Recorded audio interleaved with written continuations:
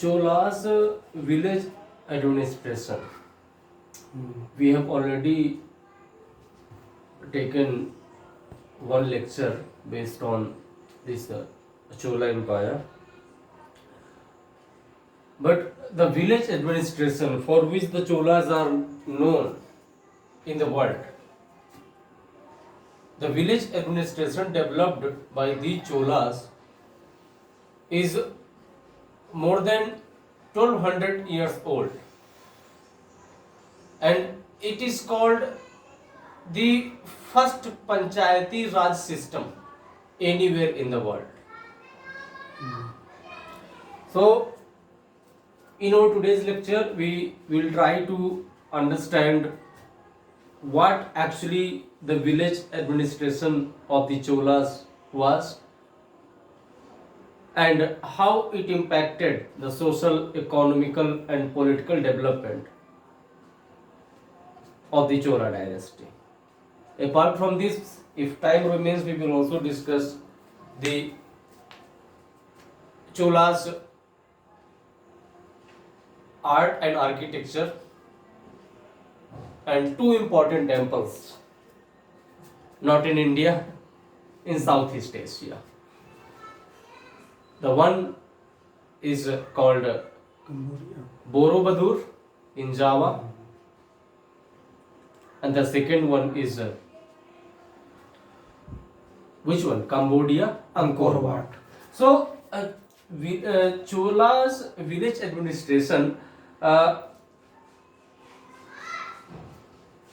we know, the whole empire was known as the Rastram or Rajyam. The Rajyam or Rastram was further divided in what?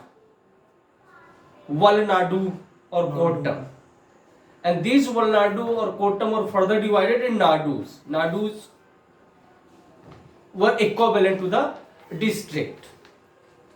And Nadus, below the Nadus, because Nadus were what? They were representing the autonomous villages.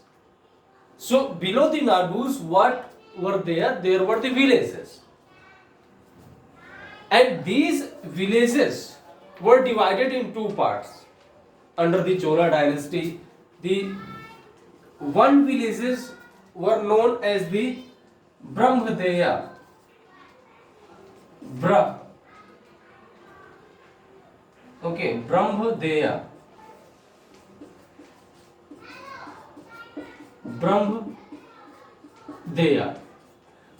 Brahmadeya, or you can say the village related to Brahmanas.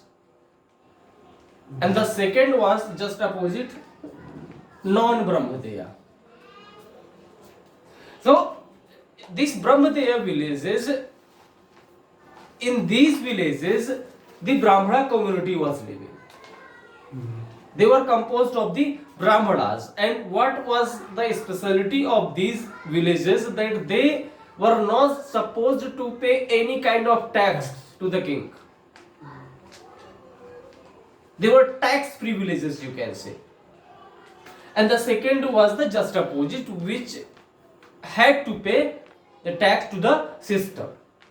So these villages, those were not liable to pay any kind of tax.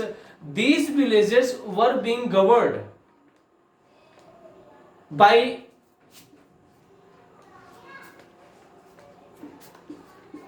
Ur. So this Ur, you can say, means composition of the people in Ur. They were taking care of the non-Brahmadeya villages. Means the villages who were paying the taxes. And the villages who were not paying the Brahmadeya villages, they were being governed by the Sabha or Mahasabha. So the word Ur is important here, which is related to the non-Brahmadeya villages or the villages which were paying the taxes to the kingdom or the king. if you want to be more convinced, because look, the selection or the election of these people who were representing the Sabha or Ur, this was not based on the whims and fancy of the king. There is an inscription called Uttar Merur. Uttar Merur. This Uttar Merur related to Parantaka. In this inscription, it has been mentioned that a proper election procedure was getting conducted in order to elect the people who had the responsibility to administer the villages. So you can understand, means 1200 years back from now, this kind of transparent system in the village administration was present. However, election procedure is also in our country, but the kind of corruption happens in the village administration. It is difficult to win the election of Pradhani than winning the election of a Prime Minister. It is known to everybody. So as you go in the top, your level of difficulty gets removed. So Sabha and Ur. Within the Sabha and Ur, there used to be the committees, and every committee was entitled to take care a separate kind of work. For instance, there was a committee, by the way, a very different name is used for these committees. One of them was Tota Varium. Okay, Tota Varium. There may be some little bit alphabetical mistakes, but you try to understand. Tota Varium. You can refer your textbook. Tota Varium. This committee, the responsibility of this committee was to take care the gardens or orchards, or where flowers are there, beautiful flowers. Looking at them, your mind, body and soul, everything will get revitalized. So Tota Varium. Other than the Tota Varium, there was Panvarium. Panvarium. The word parium represented to the committees. Panvarium was related to the management of the finance. As you know, money is the blood of the business. Without it, hardly anything is possible. It is not possible even now, and it was not possible even before. However, there was a time when barter system was there, but something give and take always kept on happening. So this Panvarium, the responsibility of this committee to take care of the finance. Panvarium, Totvarium, Erivarium. Erivarium. This committee was taking care of the what? As you have told, irrigation. It was also known as the tank committee, to provide the water for the irrigation of the fields and these sorts of related thing. Mainly it was related to the water, Erivarium. Other than this, I think only by listening the names, by using your common sense, you can get to know what could be the function of this committee. For instance, there was one committee called Dharmavarium. Dharmavarium, as it was related to the management of the temples, the charity which was coming in the temple, how to manage that charity, how to invest and how to regrow it. So this was Dharmavarium. One more was Nyayavarium.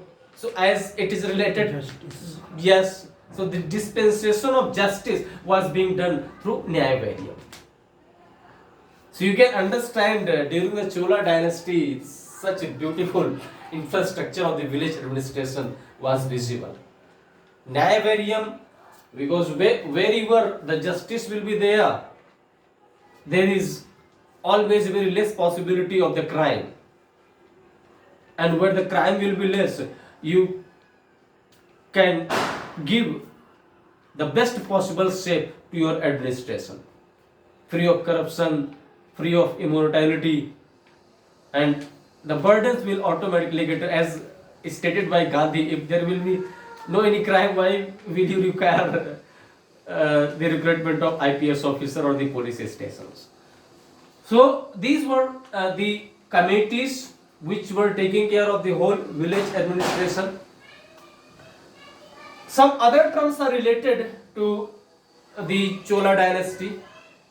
The one is called Kani rights. Kani rights. Kani.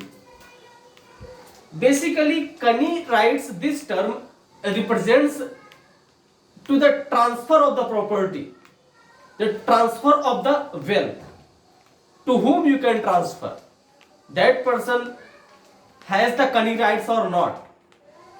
So, the word Kani and the rights they are representing to the transfer of the property from one person to another. This word being used during the Chola Empire, whenever you are transferring to the land you are transferring, any wealth related to you.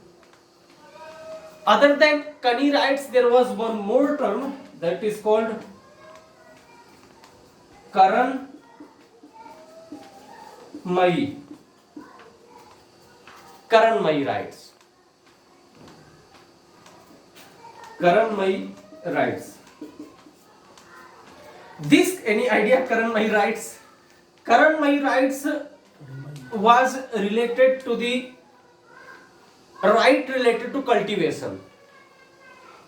As you know, the agriculture has always been in Indian context one of the largest revenue. Not revenue. We are not getting huge revenue. Majority of the people, they are working in primary sector in agriculture, but their financial participation or the share of GDP, the financial share is very, very less. It is the least one. So agriculture has always been an important activity. However, they are not contributing financially much in India's GDP, but the proportion of the population is the heaviest. Even now it is somewhere around, I think, 50% or something like this. Am I right or not? So, and during that time, the agricultural tax was 1/6 of the total produce during the Chola Empire. This Karan Mai rights, basically what was happening, that there were some people who always have the right of cultivation of their respective fields to grow the crop, and some people were there who did not have means they can be removed at any time from their land which they are holding, means their cultivable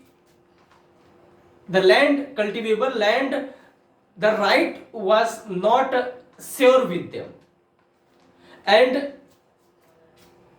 to understand this, you can take this one more word which is little technical. I am writing here, that is called Kudi Nikki. Kudi Nikki.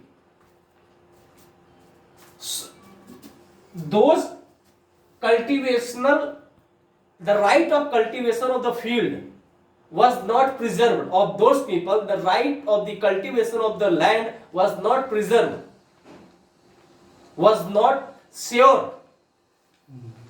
they were known as the Kudi Nikki, non-secure. Their rights could, I mean, it can be snatched at any point of time. The just opposite of the Kudi Nikki, there was Kudi Ninga. Kudi Ninga means they were protected with the cultivable lands. Means their land, as you know, agriculture is very important for the survival. And 1200 years back from now, there was no Apple and Reliance or any organization like this. So where people will work. So the cultivation was an important activity. Even now it is important. So the rights of the cultivation of those people was secured. They cannot be removed. Those were coming under the Kudi Ninga and Kudi Nikki, whose rights of cultivation of the land was not secure. So these terms are, little peculiar in nature, but we are not studying, any modern, I think. We are in the history 1200 years back from now, so we have to ready to accept these kinds of terms. Other than this, Chola Empire is also known for its art and architecture, and in this art and architecture I want to discuss about one very famous statue, very famous, that is called natraja.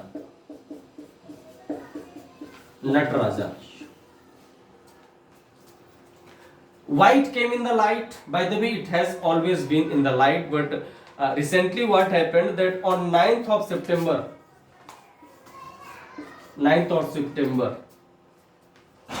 do you remember what happened on this particular day, 9th of September? Look, the culmination of Dravida style temple also happened during the Chola dynasty. The Dravida style. By the way, we will discuss in a different lecture the Dravida, Nagara and Besra. Most probably we will be making a separate lecture in Hanuman Mandir of Wazirabad tomorrow, as tomorrow is Tuesday, based on the Nagara. But when we will be discussing Nagara, we will have to compare the Dravida with Dravida and the Besra. So the best form of the Dravida style temple is also visible during the Chola Empire, where the buildings, story over story, and the Vimana and these kinds of things were there.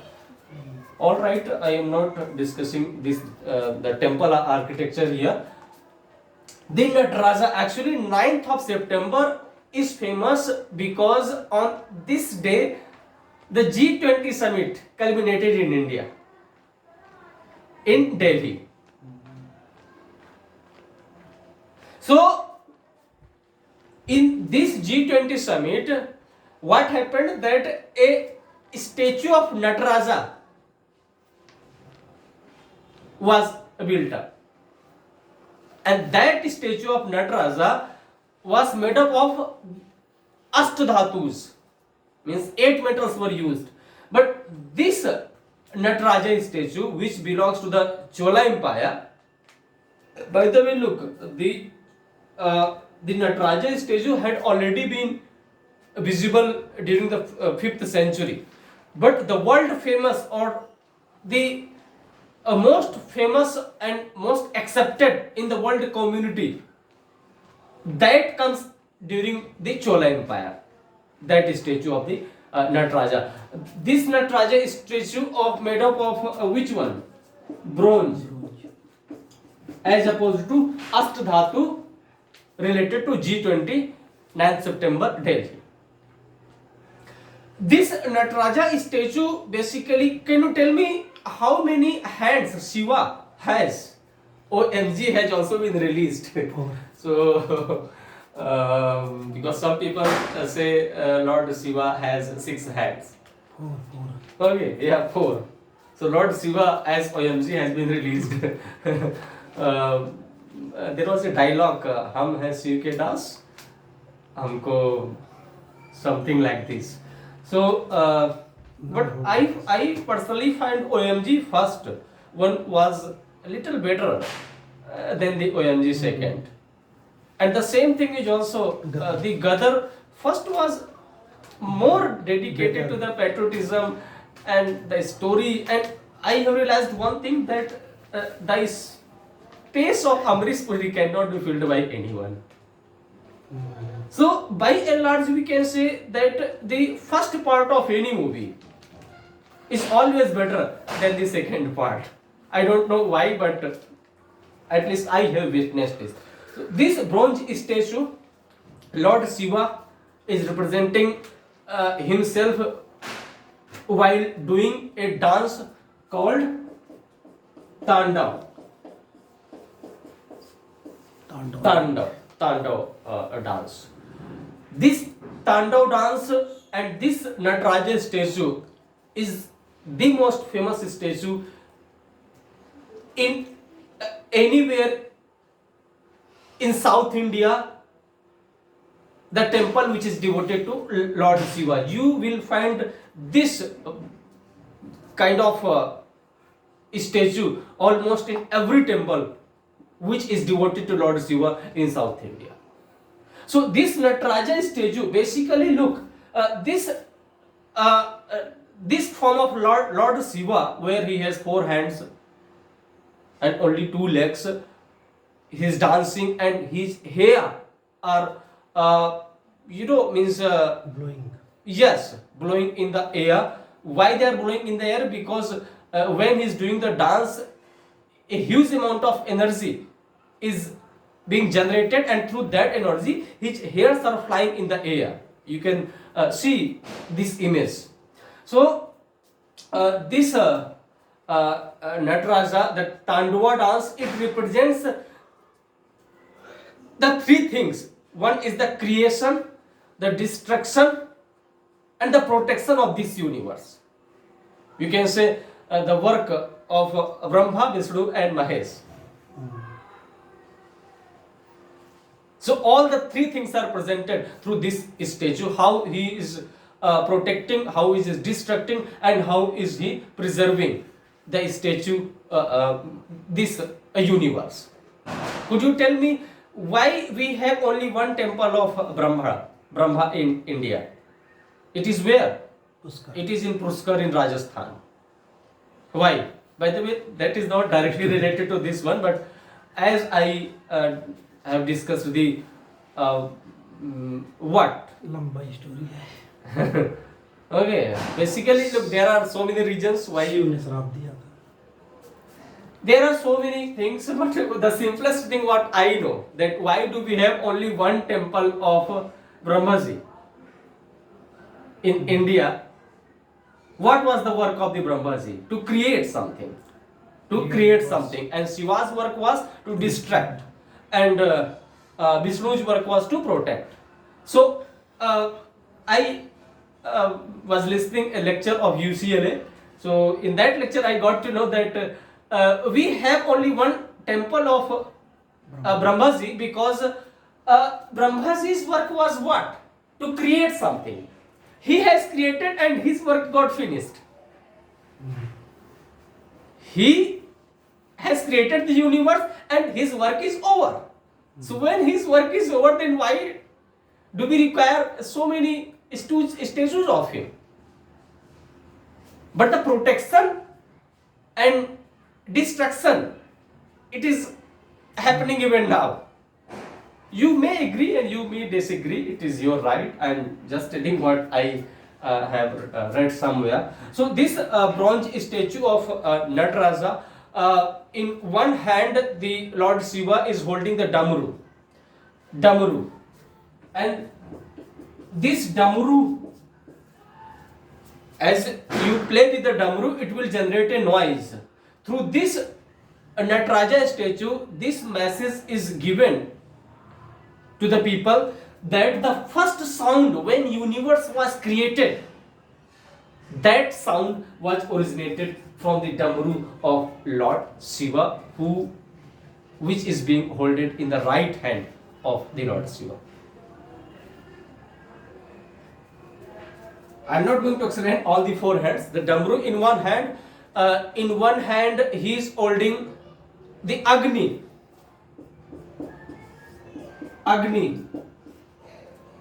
And this Agni is the symbol of the destruction of this universe. This Agni can destroy. Through this Agni, the whole universe can be destroyed. So damru in one hand, Agni. One hand is representing to Abhay Mudra. Abhay Mudra. This Abhay Mudra basically it tells that if you are the devotee of Lord Shiva, you don't need to fear with anything. He will always help you if you are a true devotee of Lord Shiva. Abhay Mudra. Come out of the fear, all the fear related to this world and related to everything. Okay, so this damru, Agni, Abhay Mudra, and he also holding his legs in a very unique position. Okay, one leg which is the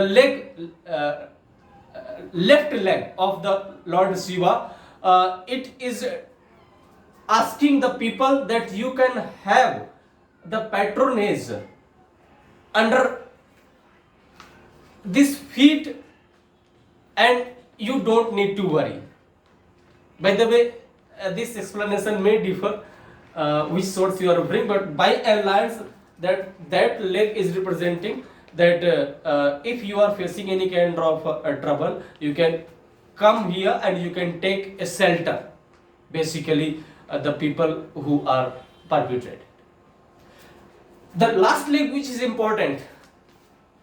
By the way, everything is important, but why it is important? Because when you see this picture very carefully, the one leg of the Shiva is placed on a child. By the way, that is not a child, that is a demon. And this is a very unique kind of demon. Why? Because the body of the demon belongs to an infant, 8 to 10 years old child. And the head of that demon belongs to a 50 or 60 years old man. What kind of figure is this? A 10 years old boy has 50 years old head. So that is it is also called dwarf, as the size is very less. And this is why Shiva is placing his feet on this dwarf. Shiva wants to give the message that this dwarf demon is the symbol of the ignorance. It is the symbol of the ignorance, and this ignorance can only be removed by enlightenment. And how can you get enlightenment? You have to be the true dasa of Lord Shiva. So this was a brief description of the natraja, which became world famous statue during the Chola Empire. The technique which was used during the Chola Empire to build the statues, that technique was known as the lost wax technique. Lost wax technique. What was happening in lost wax technique? That look, it is very easy to build anyone's statue by using the wax, because you can manage your mistakes if the image is built through wax. You can press the wax and give a different kind of shape. But if instead of wax, if you are using anything else, then it would be very difficult, because once the matter will get solidified, it will be hard to change the shape. Oh yeah. All right. So due to electricity problem, we have to pause the video for 30 to 40 seconds. Anyway, so I was discussing the lost wax technique. In this lost wax technique, as I have told, that it is very easy to fix the mistakes. So what was happening, that initially they were creating the statue of anything which they wanted to have with the help of the wax.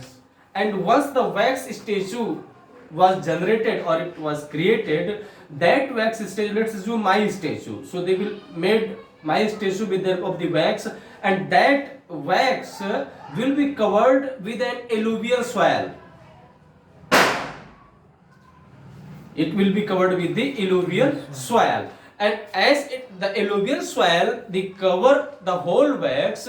What will they do? Once the soil gets solidified after getting the heat and the sunlight, so what will happen, that they will do a hole on the downside and they will heat it. So when they will heat, as the wax is inside, so the wax will come outside, it will get melted, and the melted wax will come outside. So at the end of the day, what will we get? We will get a mold. We will get a mold, and through that mold, if you want to create the statue made up of the gold, if you want to create the statue made up of the silver or any metal, you have to place the liquid form of the metal into that mold, and what will happen? Once it will get cooled down, that liquid will get solidified, and you can break that soil, covered soil, and you can get the same statue which was made by you in the form of the in wax. So this is called lost wax technique. The last thing related to the two temples, as we are discussing the Chola Empire, and the impact of Chola Empire was also visible in the Southeast Asia. As you know, the Shailendra's empire, who who constructed a Buddhist monastery, and a huge amount of trade was happening with them. So this Shailendra dynasty, what happens, that they constructed one very famous temple, that is which one? Boro Budur. It is located in Java, Indonesia. Borobudur. This temple was made by the Shailendra's dynasty during the 8th or 9th century. This is the biggest temple devoted to Buddhism anywhere on the planet Earth. The biggest one. However, it was destructed by some foreign agents, but during I think 18th or 19th century, it was preserved, and now it is in a better shape. So this Borobudur temple devoted to Buddha, every year, could you tell me how many people visit Taj Mahal in a year? In Taj Mahal, as it is the first wonder of the world, 7 to 8 million people visit Taj Mahal, and less than a million comes from out of India. In this Borobudur temple, 5 to 6 million people. However, during Corona, this tourism industry was affected very badly. Not here in India, across the world. But on an average, 5 to 6 million people can be witnessed at any year in Java, and it is the only tourist destination inside Java. The second temple, by the way, this temple is not related to Sailendra dynasty. This is related to Khmer. Khmer dynasty, and this temple was constructed in 12th century. 12th century. This temple is, there was a time when we used to say that although we Hindus have the maximum proportion of Hindu in India, but the biggest temple devoted to Hindu religion belongs to this Khmer dynasty, and that is known as Angkor Wat. Angkor Wat in Cambodia. By the way, now we cannot say it is the biggest devoted temple of Hindu because it was constructed in 12th century, but later on it took the shape of Buddhism. So you can say nowadays it is Hindu cum Buddh temple in Cambodia, constructed by Khmer dynasty. The Lord Vishnu is the deity, and on the walls of this Angkor Wat temple, the themes of Ramayana and Mahabharata are represented. So you can understand what a strong influence of Hinduism was visible in Southeast India during the Chola and little after the Chola dynasty. So these were some of the things which I wanted to discuss in connection to the Chola dynasty. We discussed the village administration, Ur Sabha, Mahasabha, Kudi Nikki, Kudi Ninga, Karanmai, Kanmai. Other than that, we also discussed the natraja statue and what kind of message Lord Shiva wants to give to the people of this world. And in the last, the Borobudur and Cambodia, the ultra famous temple anywhere on this planet Earth. In our next lecture, we will discuss something else. Namaskar.